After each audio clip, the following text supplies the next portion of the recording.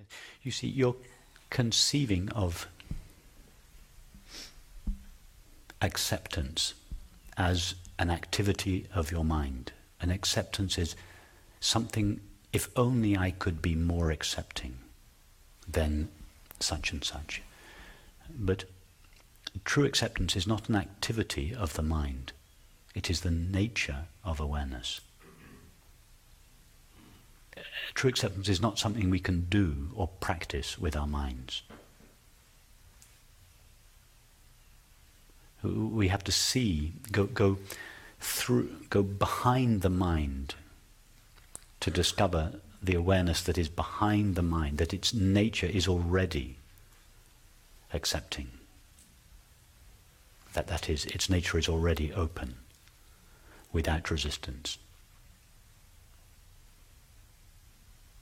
The separate self that wants to practice acceptance simply perpetuates itself by doing so,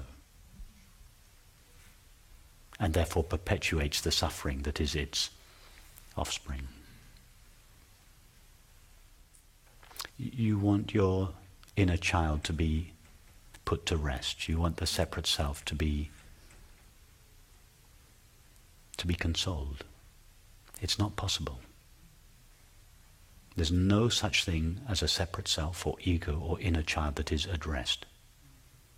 It's not possible. The rest you seek is the dissolution of the separate self. It's not even the dissolution of the separate self, because there is no separate self there in the first place to be dissolved. The only reason there seems to be a separate self is because we haven't looked clearly enough. Almost all our thinking and feeling revolve around a phantom self, which when looked for is not there. It's not that there is nothing there. It's not that there is nothing to the sense of I or self. There is something. The word I or self does refer to something that is experienced. But it refers to this unlimited consciousness. That is the great discovery. To discover that what we call self or I is nothing in the sense that it is not a thing, but it is not just a blank, empty void. It is consciousness. It is full of consciousness, and that consciousness is without limits. That discovery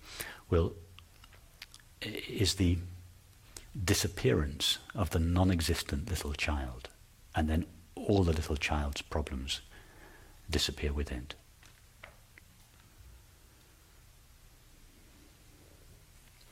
Why does this little child or separate self seem to be present? Simply because our culture has educated us to think and feel of ourselves in this way.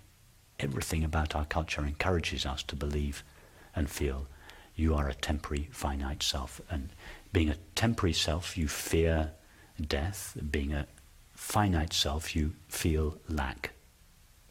So these are the two essential forms of the separate self: the fear of death, because we feel temporary, and the sense of lack, because we feel finite.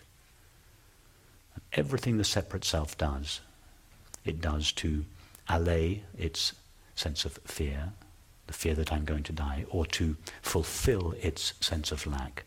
I need this, I want this, if only I had that, a relationship, a state, an object.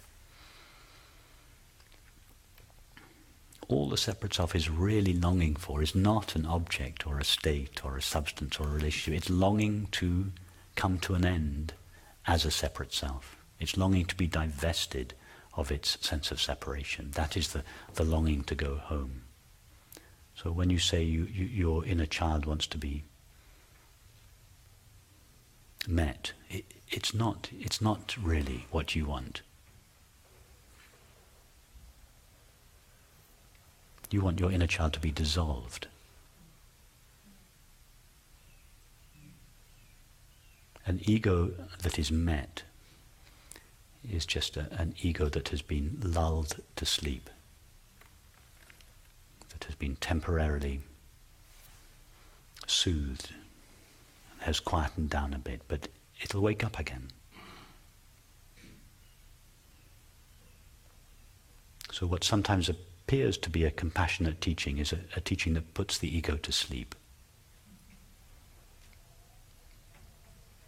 And what sometimes appears to be a teaching that is a little more stringent, a little less tolerant of the separate self, is a teaching that really gives the separate self what it wants, which is to die, to dissolve. Or rather, for the self to be relieved of its sense of separation.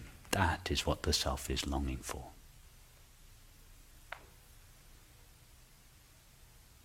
And the most efficient way that I know to affect that dissolution is to look at this self that we consider ourselves to be. To find this inner child that wants to be consoled. It's not there. What we find if we try to find this separate self around whom our thoughts and feelings and subsequently our activities and relationships revolved is not a temporary finite consciousness living in the body. We find this open, empty, spacious presence. It finds itself, it recognizes itself in us. That is the experience of peace for which the separate self longs.